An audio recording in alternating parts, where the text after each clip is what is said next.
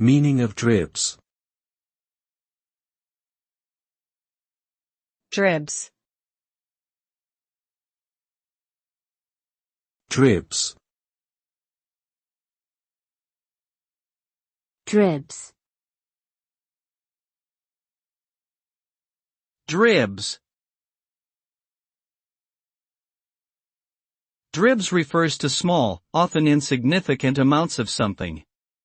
It can be used to describe a trickle or a slow and steady flow of liquid or particles. The term is also commonly used to describe small, intermittent losses in revenue, sales, or progress. In essence, dribs are the tiny, almost imperceptible bits that accumulate over time, for better or for worse. While individually they may not have much impact, collectively, they can add up to significant gains or losses.